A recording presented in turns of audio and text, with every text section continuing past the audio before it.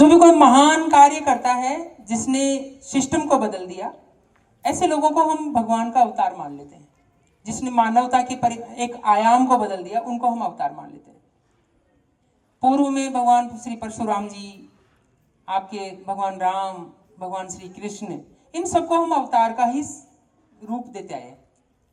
आज भी यदि ऐसा कोई श्रेष्ठ कर्म करने वाला हो तो उसको भी अवतार मानने में कोई बुराई नहीं है। तो मेरा ये कहना है कि भगवान जो वेदव्यास जी थे उनको भगवान माना गया और वो गुरुओं में श्रेष्ठतम माने गए। इतिहास में बहुत महान महान गुरु रहे और एक एरा ऐसा आया जिसमें बड़ा गुरुओं में बड़ा शानदार वाला कंपटीशन था। जैसे आजकल स्कूलों में कंपटीशन है ना कि फला फला स्कूल में बढ़िया पढ़ाई, फला स्कूल में बढ़िया पढ़ाई। ऐसे बहुत अच्छे अच्छे आश्रम हुआ करते थे। उनमें से एक आश्रम हुआ करता था द्रोणाचार्य जी का, एक आश्रम हुआ करता था वेदव्यास जी का, संदीपनी जी का आश्रम हुआ करता था। इन गुरुओं की महिमा किसने बढ़ाई? स्टूडेंट्स ने।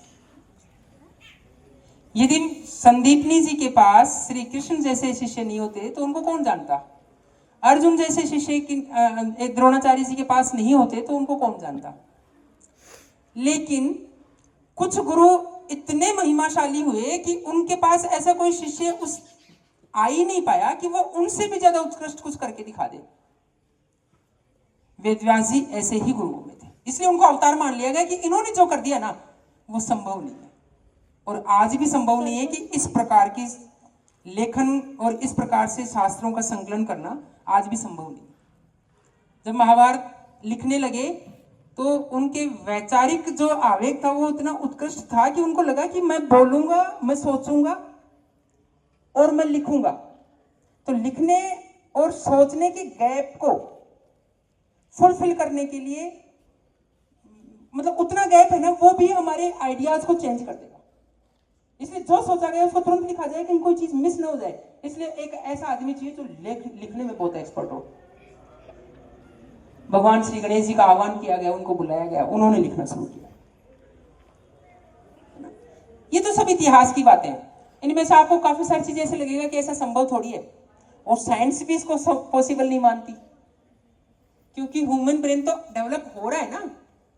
पहले ऐसा तो ये तो है ही नहीं, हो ही नहीं सकता ना कि पिछला ह्यूमन ब्रेन है वो आज वाले ह्यूमन ब्रेन से बेस्ट हो। ह्यूमन ब्रेन तो आज वाला बेस्ट है। आप लोग डीएनए वगैरह ये आप बायो में पढ़ते हैं ना कि इवोल्यूशन हो रहे हैं, चेंजेस हो रहे हैं, आदमी और अच्छा बनता जा रहा है।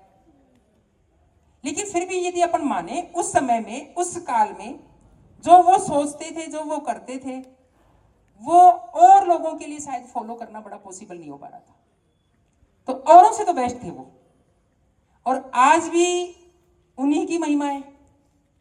गुरुओं की अपने यहाँ पर सिख धर्म में बड़ी, सिख धर्म ही नहीं है पहली बात तो, वो सनातन धर्म का एक पार्ट है, तो सिखों में बड़ी मतलब इंपॉर्टेंस है। और आपको पता होना चाहिए अंतिम जो गुरु थे वो कौन थे? कोई बताए? सिख धर्म के अंतिम गुरु गुरु गोविंद सिंह। कौन थे? गुरु गोविंद सिंह जी ने देखा कि जिस हिसाब से समय ऊंचा नीचा आता जाता है, उस हिसाब से ये संभव नहीं है कि हम किसी व्यक्ति विशेष को क्या बना दें, किसी व्यक्ति विशेष को हम क्या गुरु माने। तो उन्होंने कहा कि शब्द ही गुरु है, यानी मैं गुरु नहीं हूं। मैं अच्छा हो सकता हूं, मैं बुरा हो सकता हूं, मैं किसी के लिए अच्छा हो सकता हूं, मैं किसी के लिए बुरा हो सकता हूं, मैं किसी का नुकसान कर सकता हूं, मैं किसी के साथ अन्याय कर सकता हूं। लेकिन वे सभी शब्द जिन्होंने सबका भला सोचा, जिन्होंने सबके हित की बात, जिनमें सबका हित छुपा हुआ है, वो शब्द क्या है? मार्गदर्शक है। इसलिए हमारे यहां पर यह भी कहा जाता है, गुरु करे सो मत कर, गुरु कहे सो कर। यानी कहे का मतलब शब्द, समझ रहे हो ना? और गुरु किसी भी रूप में हो सकता है। दत्तात्रेय जी के 24 गुरु थे, उन्होंने 24 गुरु बनाए। जिस भी फील्ड में उनको कोई बेस्ट मिल गया उसी को गुरु मान लिया। जैसा भी उनको बेस्ट मिला, जैसा भी अच्छा मिला, जहां से भी अच्छा मिला, उसको स्वीकार लिया। तो आप लोग ये भी चिंता मत करो कि हम गुरु किसको माने। कई बार देखते हैं हम, कई साधु संत बोलते हैं कि गुरु एक ही होता है। वो इसलिए कहा गया कि जब हम ईश्वर के पथ पर अग्रसर होते हैं तो कोई भटकाव ना आए, अलग अलग गुरुओं की शिक्षा मान मानकर भटक न जाए आदमी, इसलिए एक आदमी जो कह रहा है वो ही कर लो। लेकिन तुम जिस रास्ते पर चल रहे हो उसमें तुम्हारे गुरु बहुत सारे हैं, सभी टीचर्स तुम्हारे गुरु हैं। ये ना केवल तुम्हें शब्द का ज्ञान करवा रहे हैं, ना केवल तुम्हें टर्मिनोलॉजी सिखा रहे हैं, उसके साथ साथ तुम्हें अच्छी बातें भी सिखाते हैं, रहन सहन के तरीके भी सिखाते हैं। आप लोगों के उज्जवल भविष्य की चिंता करते हुए उसके लिए भी आपको बेस्ट से बेस्ट मार्गदर्शन करते हैं। तो गुरु का मतलब कोई शब्द, कोई विशेष संरचना हो, जैसा हमने आज एक गुरु प्रतिरूप में एक बच्ची को बिठाया है, तो ऐसा नहीं है कि ऐसे हो वो ही गुरु होते हैं, ऐसा नहीं है। गुरु वे सभी हैं जो हमारा मार्गदर्शन करते हैं।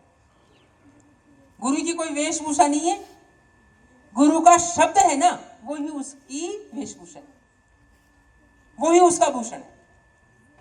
इसलिए आप हमेशा इस बात का ध्यान, हमेशा क्या होता है कि जैसे अभी सर बोल रहे थे कि आजकल सम्मान खत्म हो गया टीचर्स का या शिक्षकों का, जो भी बता रहे थे कि भाई सम्मान कम हो गया, उसमें कहीं ना कहीं शिक्षक भी दोषी है, इसमें कहीं कोई दो राय नहीं। ये अतिशयोक्ति की बात भी नहीं है, ये खुद का अन्वेषण करने की बात है कि कहीं ना कहीं हम भी दोषी हैं। यदि हम दोषी ना हो तो शायद कोई जबरदस्ती किसी के ऊपर कालिख नहीं पोंछ सकता। तो शिक्षकों की कुछ कमियां रही है, इसमें कहीं कोई दो राय नहीं कि उन्होंने वर्तमान में अपना मान सम्मान खो दिया या कम हो गया, जैसा कि हमें लगता है, और लगता नहीं है, हम प्रत्यक्ष रूप से अनुभूत भी करते हैं इस बातों को। हम देखते हैं कि जुलाई में, अगस्त में कैसे टीचर्स है ना घर घर जाके और बच्चों को गुमराह करते हैं, पेरेंट्स को गुमराह करते हैं, अरे साहब हमारी स्कूल में भेजो, हम ये कर देंगे, हम वो कर देंगे। फिर बच्चे क्या करते हैं, साल भर देखते हैं उनके नौटंकी, टीचर अवेलेबल नहीं हुए, काम अवेलेबल नहीं हुआ, बच्चों पर ध्यान नहीं दिया गया।